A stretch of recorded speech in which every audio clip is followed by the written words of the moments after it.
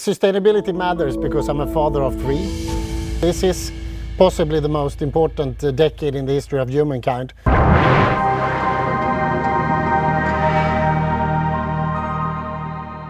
IKEA has taken a uniquely holistic approach to sustainability across your value chain. How did you come to that approach? Going back in IKEA's history, we have always, since the start, been resource smart. We're a low-cost company. So thereby, I think there is some built-in sustainability into our business model. When you think about the range of sustainability initiatives across IKEA, they're so wide-ranging. What's the criteria for determining which ones you will pursue? Well, to start with, I would say for all companies, and for us, it starts actually with a commitment. And now the world is coming together around the Paris Agreement. Secondly, it's about openness, transparency and disclosure. And I would also say to allow scrutiny so that our customers, co-workers, anyone actually can look into how we operate these matters. As you said, a lot of times companies might start a sustainability initiative for the more altruistic goal, but then they find it actually helps the bottom line. There is a general misconception that sustainability should come at a premium. First of all, we think from a social perspective that would leave big groups of people out.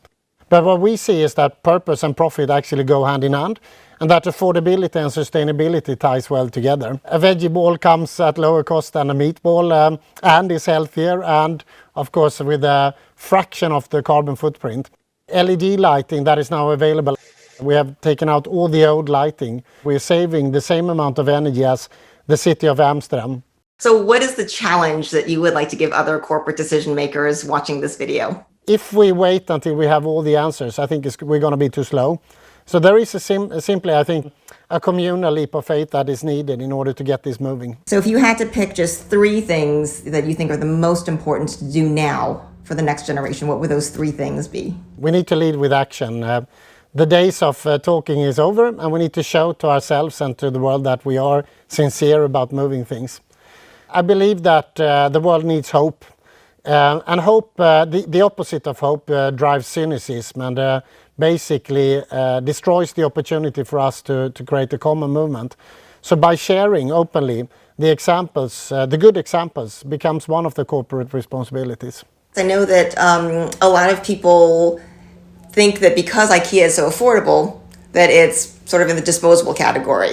How are you addressing that whole mentality shift so that people don't say, because this was an affordable one, it'll just go away when I move or need something different? Yeah, I think all of us have been part of a 1900s model where we were naive and thought that the resources of this planet was more or less endless. By working together within our industries and across value chains, we will also be able to speed up how we can actually create momentum, because this is about shifting society where we need actually a new type of collaboration in order to make this happen in our lifetime.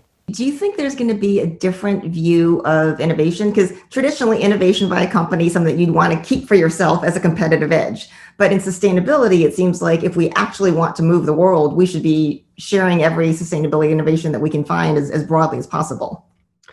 I think so. I think before we were thinking, how do we protect the uniqueness of our company by locking others out of it? We protect our companies by being relevant for our customers and co-workers, and thereby to work in your own funnel and not collaborate with others will also have a price to pay. If someone had to boil down to just understand two ideas about sort of the informing principles of sustainability at IKEA, how would you summarize them? The two principles for me is that purpose and profit goes hand in hand. If you think otherwise, you will end up in trouble. And secondly, and a cousin to that, affordability and sustainability is the same thing. What should we do with all these extra little wrenches that we have from every single IKEA box? I probably have 50 of them. You should recycle the wrenches if you have the money. And then you can rest assured that we in IKEA are working hard, actually as we speak, to implement what we call easy assembly, where you don't need any tools, whatever.